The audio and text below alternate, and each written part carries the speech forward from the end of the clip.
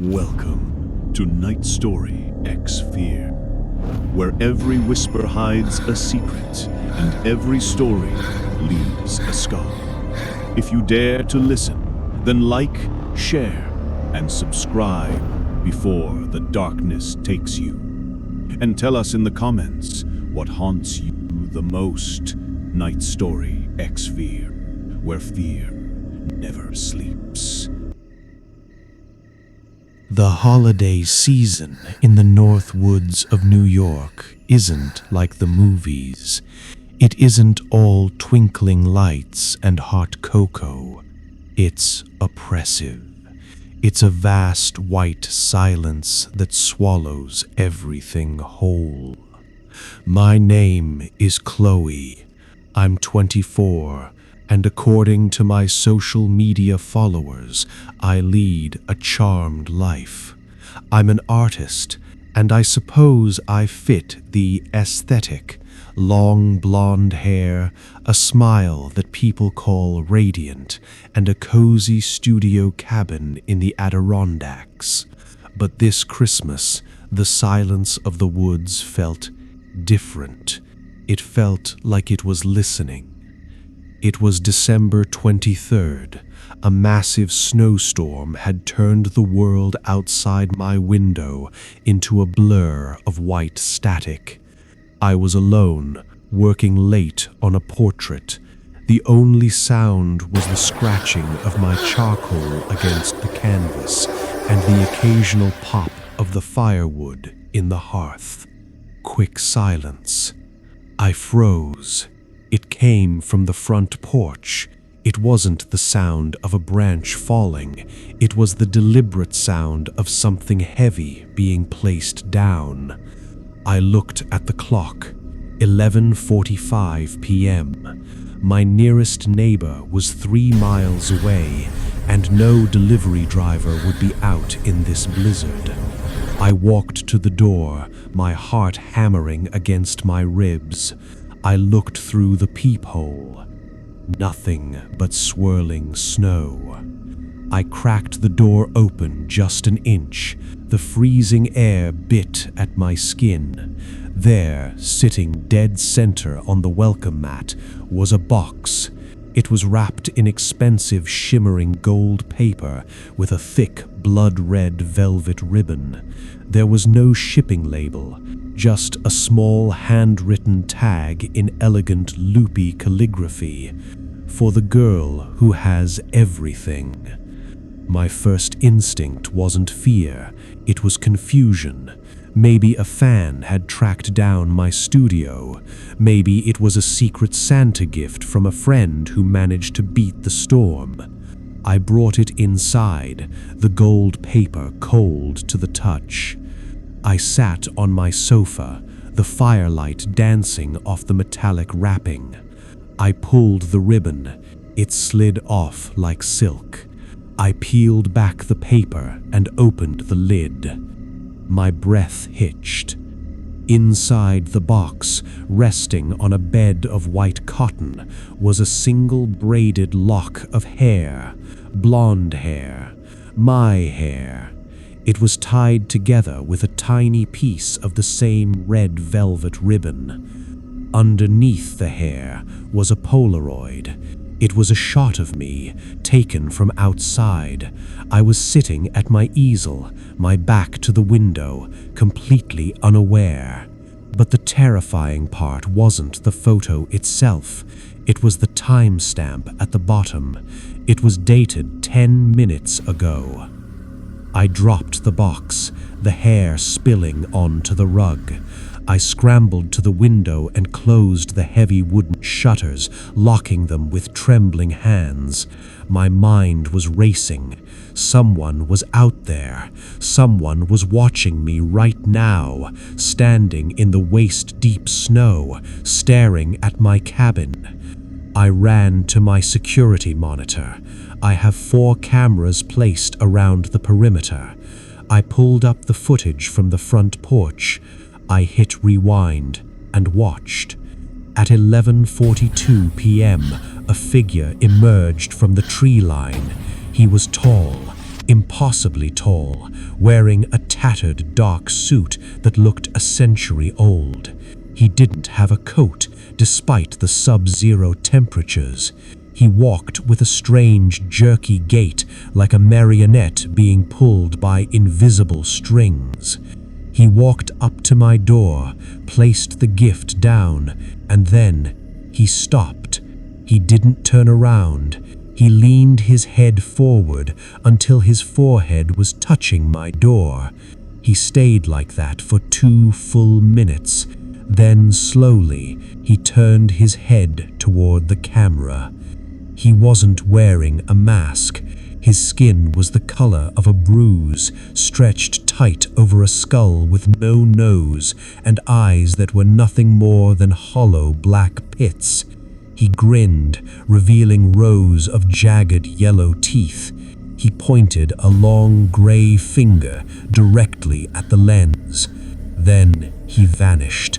Not by walking away, he simply disappeared between the frames of the video. I felt a cold sweat break out across my neck. I grabbed my phone to call 911, but the screen was dead. Not out of battery, it was just black. A single line of text appeared on the screen in that same loopy calligraphy. "I'm under the floorboards, Chloe." I screamed, jumping off the sofa. My cabin is built on a crawl space barely 2 feet high. There's no way a man that tall could be under there. But then I heard it. Scratch, scratch, scratch. It was coming from right beneath the rug where the gift had fallen, the sound of long, sharp ninkernails dragging against the underside of the wood. "Go away," I yelled, my voice cracking. "I have a gun. I've called the police." The scratching stopped. Silence returned heavier than before. I backed away toward the kitchen, grabbing a butcher knife from the block. My eyes were glued to the floor. That's when I noticed the Christmas tree. It was a beautiful 7-foot pine I had decorated just yesterday. The glass ornaments were shimmering in the firelight. As I stared, I noticed one particular ornament, a large silver reflective ball. In its curved surface, I could see the entire living room behind me. I saw the sofa, I saw the fireplace, and I saw the rug. The rug was moving. One of the floorboards was being pushed up from below. A long, gray, skeletal hand reached through the gap, and then another. The creature began to pull itself out of the earth, its body contorting and snapping with the sound of breaking dry wood as it squeezed through the narrow opening. It was silent. It didn't breathe. It didn't make a sound as its head emerged, the same noseless, hollow-eyed face from the camera. In the reflection of the silver ornament, I watched as the creature stood up. It was so tall its head brushed the ceiling. It stood directly behind me, its long shadow falling over my shoulders. I didn't turn around. I couldn't move. I was paralyzed by the sheer, icy, radiating heat of its presence. The creature reached out. I saw its gray hand enter the frame of the silver ornament, moving toward my head. It didn't grab my throat. It didn't strike. It gently reached out and touched my hair. The same raspy, melodic whisper I had heard in my nightmares filled the room, though its mouth didn't move. "You're the most beautiful thing I've ever collected, Chloe. Merry Christmas." The fire in the hearth suddenly blew out, plunging the room into absolute darkness. The last thing I felt was a sensation of a cold velvet ribbon being tied tightly around my neck.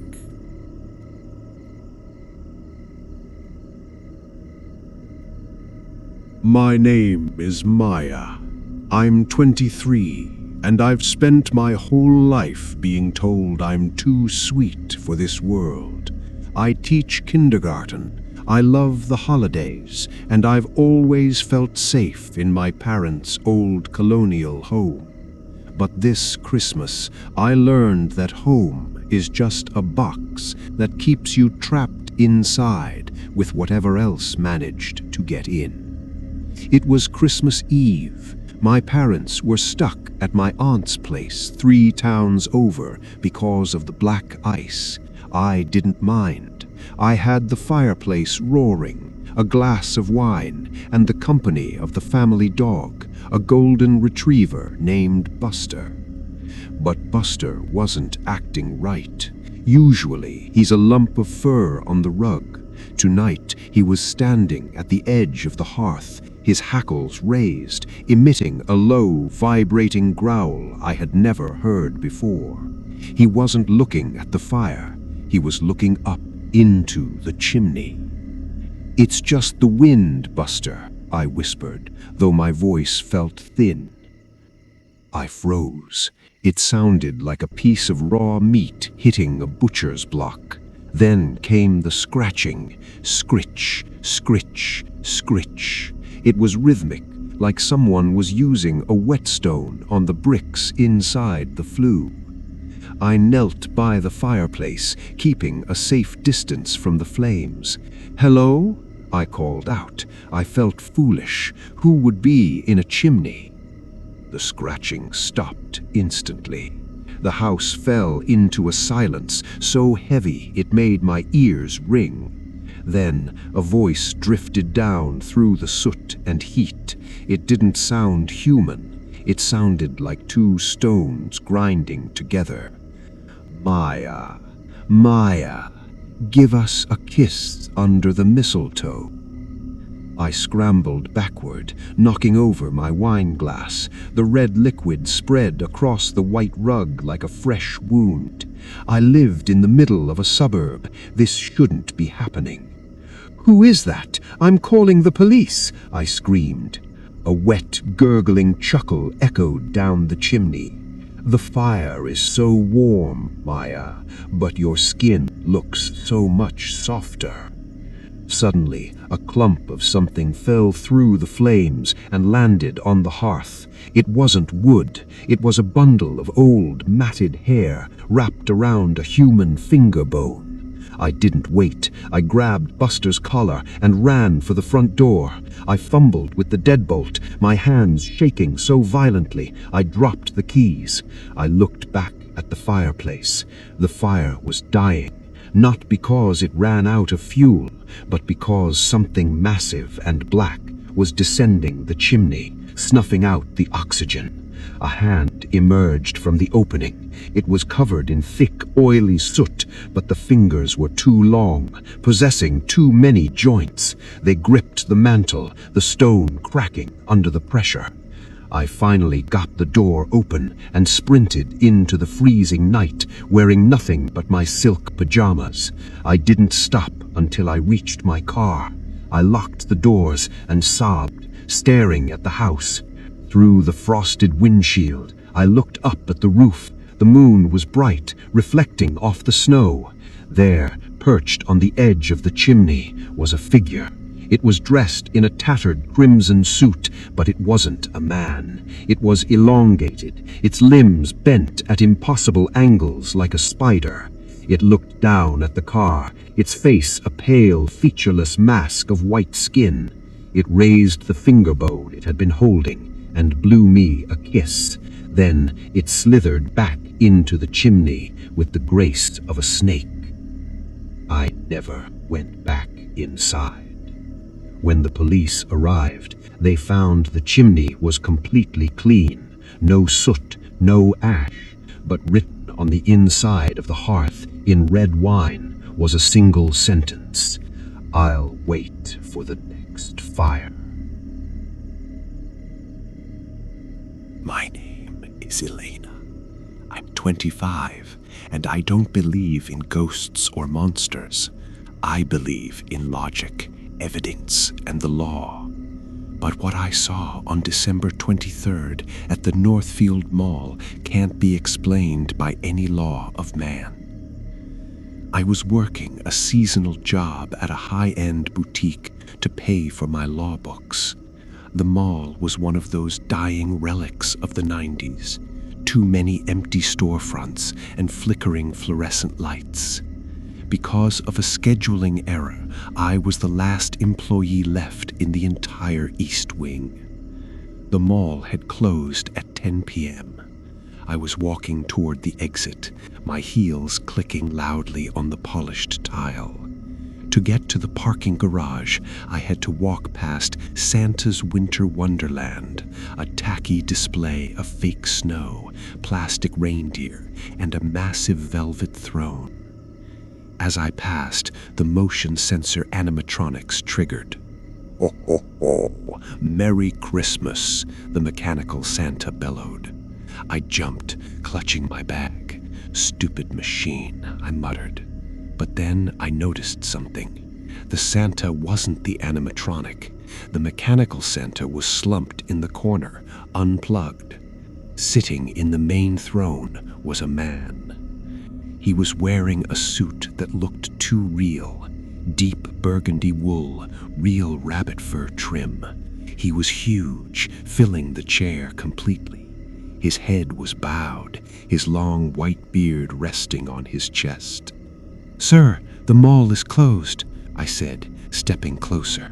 I thought maybe it was a homeless man looking for warmth. He didn't move, but I heard a sound, a wet, slurping sound.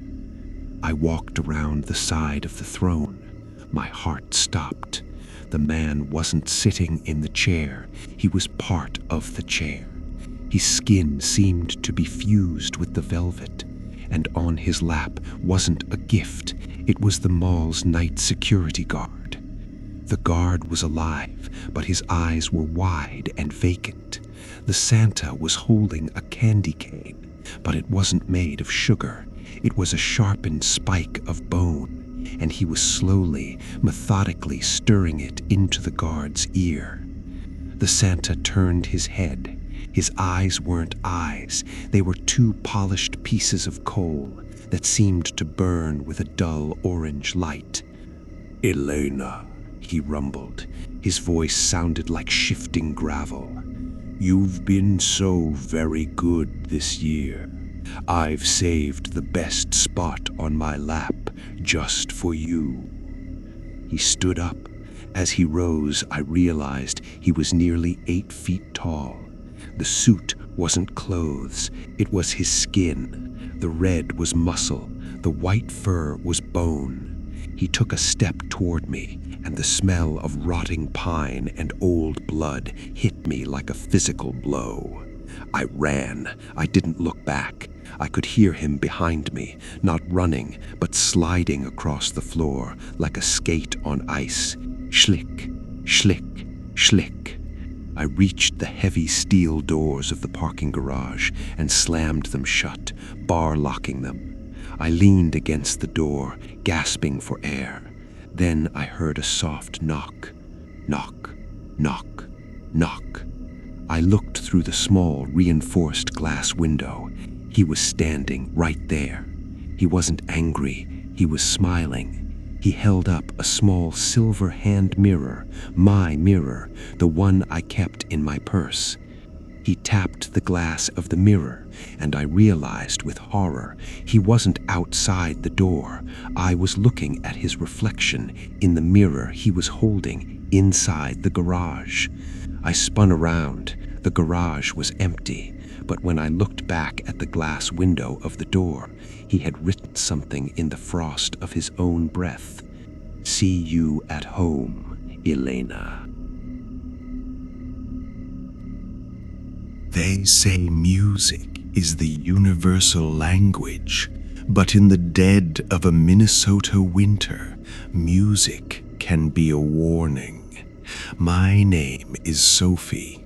I'm 24, and I moved to this quiet cul-de-sac to find some peace.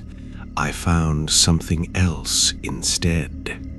It was 2 a.m. on Christmas morning. A transformer had blown, plunging the entire neighborhood into darkness. The only light came from the moon reflecting off the deep snow. I was huddled under 3 blankets when I heard it, a choir. It was faint at first, but it grew louder. 4 voices, perfectly harmonized, singing Carol of the Bells. Hark how the bells, sweet silver bells, all seem to say, throw cares away. I looked out my bedroom window. Standing at the end of my driveway were 4 figures. They were dressed in old-fashioned Victorian caroling outfits, top hats, long coats, and heavy mufflers. They held glowing lanterns that cast a sickly green light on the snow. But they weren't moving. They stood perfectly still, their mouths open wide, impossibly wide, as the music poured out of them. "Hello?" I called out, cracking the window. "It's 2 in the morning. Please go home." They didn't stop. They shifted to the next verse, their voices rising in volume until the glass in my window began to vibrate. Ding dong, that is their song. I watched in horror as the first caroler began to walk toward my door. He didn't lift his feet, he glided across the snow, leaving no footprints. As he got closer to the porch light, I saw his face. He didn't have eyes.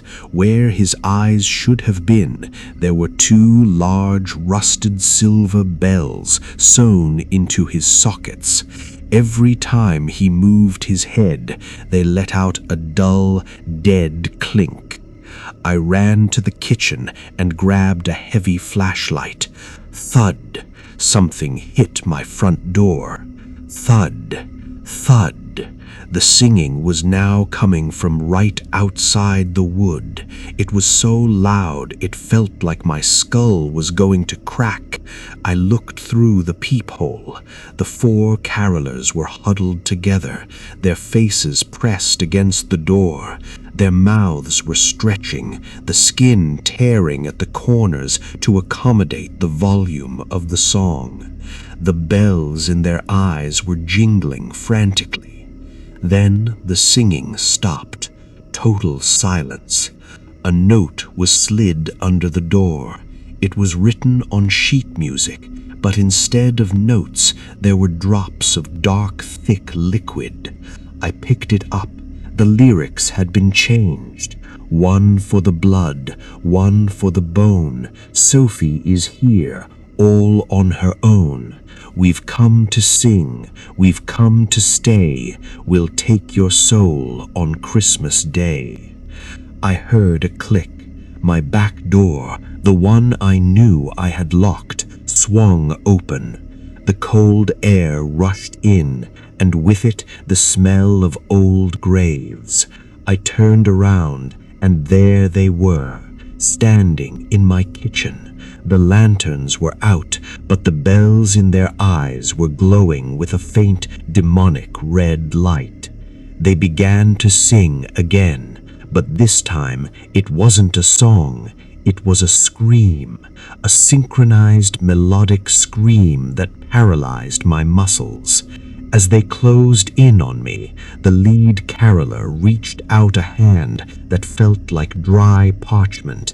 He leaned in close, the bells in his eyes jingling against my cheek. "Your turn to lead the choir, Sophie." The last thing I heard was the sound of a needle and thread piercing my own eyelid.